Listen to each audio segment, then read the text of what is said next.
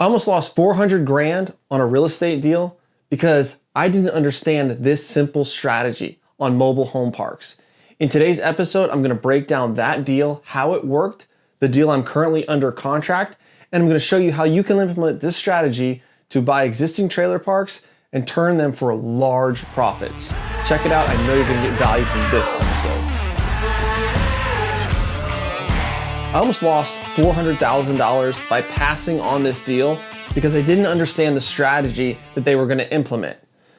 This mobile home park was brought to me a couple years back in a small, middle of nowhere town called Chester, South Carolina. This was 32 lots. There were 22 homes in there. All the homes were owned by the park, so they just had rental tenants in there. And then the other 10, there was just lots. There was no homes there. The group was trying to buy it. They had it under contract for $180,000. They wanted an additional $20,000 to improve the roads.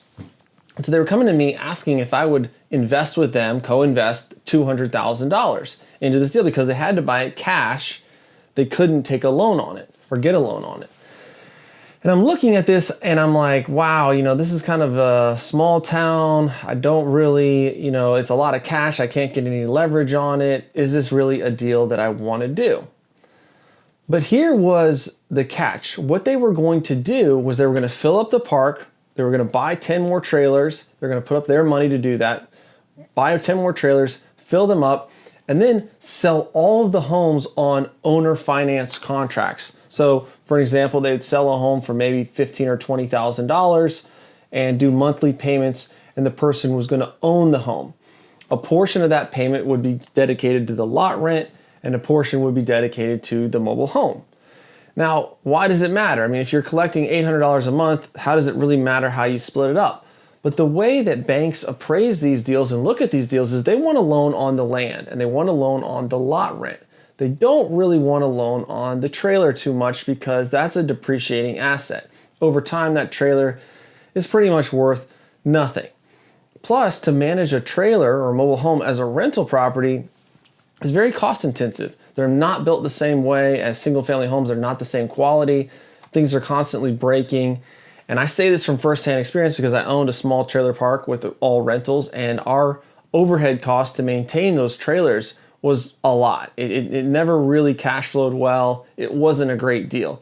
So I'm a little gun shy going into this deal, but when I figure out, oh, this is their model, I decide, well, maybe I can make a deal work. So how I structured this is I said, I'll give you the $200,000, but I want 9% on my 200 grand while it's in the money, in the deal. And you can pay me every quarter, pay me like a quarterly payment of $4,500. And I want 50% of the equity in the deal, the upside of the deal. So you guys are putting in some cash, you're doing some work, I'm putting in a little bit more cash, but that's the deal I want if you want to do a deal. And they agreed. They said, yes, that works. One problem, I didn't have $200,000 at the time. This was, I think, 4 or 5 years ago. And so I decided to go to my investor base and ask them, hey, would you like to invest in this deal?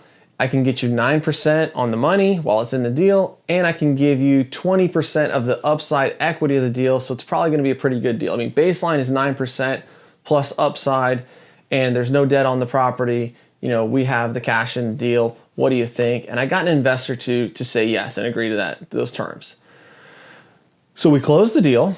These guys came up with 150 grand to buy used trailers. They would go to mobile home dealers and buy, trade-ins. They would find them on Craigslist and Facebook and whatever. They'd buy these things for $6,000 or $7,000. They'd move them into the park, and they filled it up, 10 trailers at the cost of about 15 grand a trailer to get them in the park, set up with air conditioning, plumbing, heating and air, all that stuff. And so once it was done, they sold those homes owner finance on a monthly payment.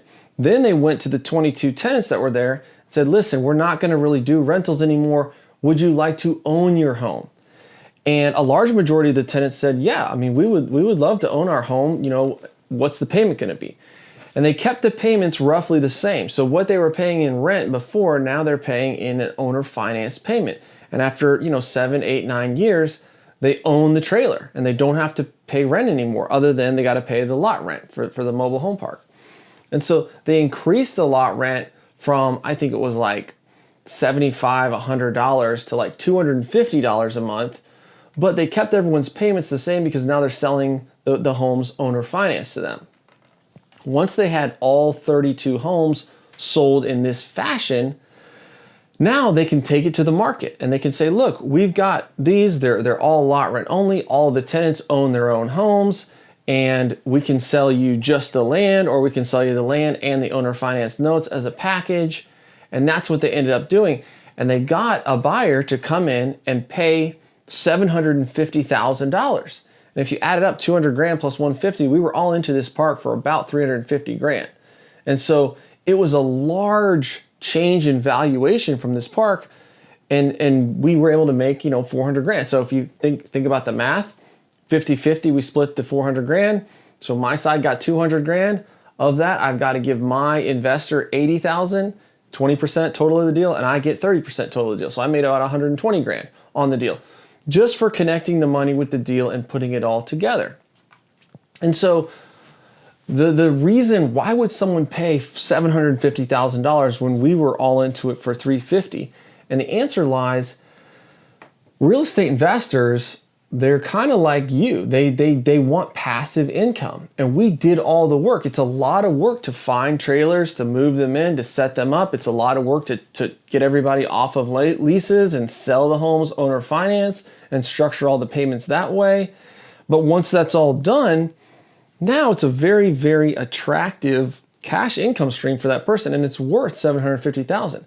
Plus, he can take that park to a bank and say, look, they've got 32 lots paying $250 a month. Most of the profit is coming from that. We don't have any overhead to maintain these as rentals. All the trailers are owned by the tenants. And the bank looks at that and says, oh yeah, we will loan against the lots only. And so uncovering that strategy of how to handle mobile home parks, it really unlocked a whole new world to me. And so when a deal room guy of mine came to me with another opportunity, I said, hey, let's go for it. So what he did was he found a park. It's up in Illinois, and it's 34 lots, so similar size park. But the cool thing about it is it already has 34 trailers in it. So all the lots are already filled.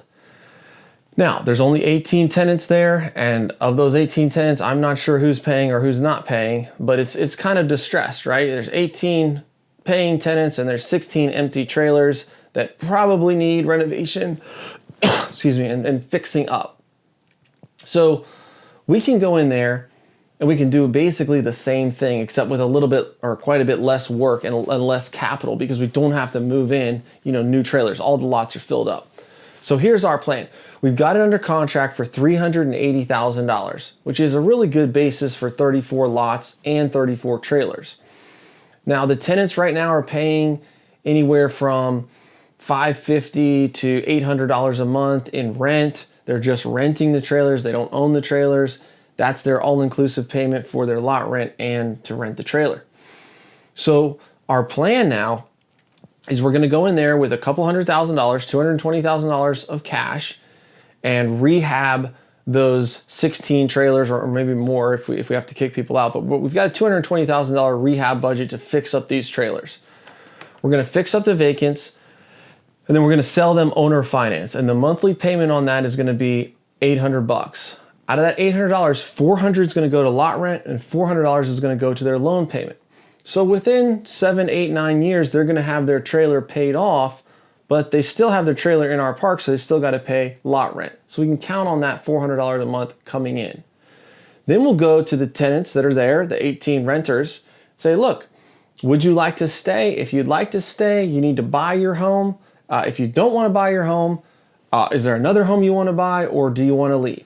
So if they stay and they sign, like, yes, I'm going to buy this out over 7, 8 years, which most people want to do because they don't want to pay rent for the rest of their life. And they're sick of their landlord right now. Their landlord's really not taking care of the property. He's not fixing anything anyways. So they're probably better off owning the trailer and taking, ownership in that. Because once it's paid off, they could move it to a different park. They could go buy an acre of land and go put the trailer on that land. Whatever they want to do with it, it's their trailer. So when we do that, I want to run through some of the numbers, because remember, we're in it for $380 purchase price and $220 rehab. So our costs to do this is about $600,000. what do we think this mobile home park is going to be worth once it's stabilized? Well, if you take 34 lots and you multiply that by $800, right? That's about $27,000 a month. If everybody paid and you had no expenses, you'd make about $27,000 a month. But not everybody's going to pay. So we need to factor in 10% vacancy for people defaulting on their loans, having to kick them out, finding a new tenant. Nobody pays. I own enough apartments to tell you that not everybody pays on time every month. 100% occupancy with 100% payment is almost impossible. So we factor that in. We also have some expenses with the mobile home park. We still have to pay our taxes. We still have to pay our insurance. We're still going to have some maintenance there, but it's going to be far less than if we were holding all these as rentals. If we're holding them all as rentals, our expense ratio would probably be like 50%. With just the taxes and the insurance, it's going to be about 30%. So we're going to reduce the expenses quite a bit. So by doing that, we're going to net about $16,000 a month after we have vacancy, delinquency, and we pay our expenses. Now here's where it gets really cool. We're then further diluting that number. Remember, because only $400 or $500 is going towards lot rent, $400 is going towards the payment. So we're going to cut that in half. So let's just really go conservative and cut that number in half. $16,320 is about $8,000 a month, or $8,150. Multiply that by 12 months. That gives you about $98,000 in NOI over the course of the year, and that's just for lot rent, right? That's just $400 for lot rent. That's not counting any payments for the trailers. If we take that to a bank or we take that to a seller and we sell that property at a 10 cap, which is a 10% capitalization rate, that park is worth $1 million in just the dirt. Plus, we've got another $8,000 a month income stream from the owner finance notes coming in for the next 7-8 years. So we can keep those notes if we want to, or we can sell those notes to the person who buys the park. Hopefully they'll buy the notes too, and we can sell them at a really, really good discount. I mean, if you think $100,000 a year times 7 years, I mean, that's $700,000. So we're going to try and get $200,000 or $300,000 out of him to give us that money up front in the hopes that he's going to collect $600,000 or $700,000 over the next 7 years. That's a good deal for him. That's a good deal for us. So our target price on this park is about $1.2 million, which really, when you think about the math, is like a 15% cap rate for the next buyer to buy something that's fully set up, stabilized, cash flowing, and he doesn't have to manage the rentals. He's only the bank for these people who are buying the trailers from him. And so in this manner, we're able to take $600,000 and turn it into $1.2 million over the course of, 6 months, 8 months. That's our target timeline, maybe less. I don't want to get too aggressive with it, but that's the plan to essentially double the capital. And the way I've structured this deal is I've got a partner there who is very well connected. He owns about 200 rental properties in the town already. I did the 24 house portfolio flip with him, if you heard me talk about that on other episodes. But he's doing the deal. We're putting up the cash, right? We're putting up the cash at 15% interest. He's not going to have it for long, just 6 months or so. And then he's getting 70% of the upside and I'm making 30% of the upside. So it's similar to the deal that I did in Chester, South Carolina, where I'm leveraging other people's money or some of my own money in this case, and I'm still able to get an interest rate on my money, and I'm able to get an upside on the deal of a 30% take. Whereas he gets to use none of his own money. He has to do the work. He's got to get the leases and get the owner finance contract signed and do the rehabs of the trailers. But he has crews and then he's got a presence in that town. That's what he does. And he stands to make, 70% of 600 grand, which is, let's see what that is. 600 times 0.7, $420,000 over the next 6 months. That's the plan.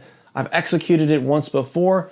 I'm going to try to execute it now. So what does this mean to you? If you're sitting there listening, these deals are literally everywhere. I just got a message yesterday. A guy, he has a 67 lot trailer park. It has, I think 5 units that need to be ripped out and destroyed. They're not worth anything. And then there's another like 15 vacant spots. So he's willing to sell that for, $15,000 a lot, and we can come in there, clean it up, move in new homes. Probably a basis be about $1.3 million, $1.4 million. But once stabilized, 67 homes paying $800-900 a month with $400 to $500 going towards lot rent, that is now a $2.5 to $3 million park, right? And so there's a huge value add in converting the type of payment here because it makes your deal more bankable. The more bankable your deal is, the more somebody can pay for it because they don't have to come up with $2-3 million in cash. They can go get a loan because the bank looks at, oh, we're just lending on the dirt. Here's the lot rent. It's coming in. The dirt's there to stay. These depreciating trailers will give you a little bit of credit for it, but not much. Whereas most parks that are all park-owned rentals, the bank doesn't really know how to quantify the income on that, and so they don't give you the credit for that. So if you're looking at buying a mobile home park, consider this strategy of signing owner finance contracts and having a large portion of that payment go towards your lot rent. It helps the tenants to get ownership in their own place. Tenant-owned homes are typically nicer than rental-owned parks anyways because they have pride of ownership, and you're able to put a deal together that the banks like better so they can give better financing so that your end buyer can pay you more, or you can keep it. You can refinance out your $600,000. Like we could refinance our $600,000, that hard money loan, get it off the books, put something in place at 7-8%, and we could cash flow that deal and we could hang on to it for the next 10 years if we wanted to. So there's a lot of options with mobile home parks. This is one of the things that we dig into deeply into the deal room. If you're looking to close your first multifamily deal, then you need to go to mfmim.com, check out the sales funnel, check out what we offer. You can book a call with me or my partner Yaden, and we can get into that. Guys, just 6 months ago, I was on the phone with Jack. Jack was thinking about getting into the deal room. He'd been in real estate 10 years ago. He'd had a bad partnership. He hadn't really done anything in real estate in 10 years, but he wanted to get back into the game. He joined the deal room. He plugged in. He went through the course. He sat in on the Zoom calls, started to submit deals, started to generate leads, participated in our small group accountability meetings, and he found a deal. It was a 7-unit that he was able to get under contract just yesterday for $1.1 million, and he's got a buyer lined up to take it off his plate within 30 days at $1.6 million, netting him a $500,000 profit. This is because he took action. This is because he made the little leap to jump into the deal room, to connect with people, to get back into the game, to start making offers. And we coached him all the way through that. I was on the phone with him back and forth, helping him decide like, hey, this is what you can offer the seller. These are the terms you can do. And it turned into a pretty good windfall. I mean, $500,000 created out of thin air within 6 months of being in the deal room. So if you want to do deals like that and you want to do a deal this year, hit me up. Shoot me a DM, shoot me a message, or go to mfmim.com and check out the deal room. All right, guys, have a great week. Talk to you soon. Peace.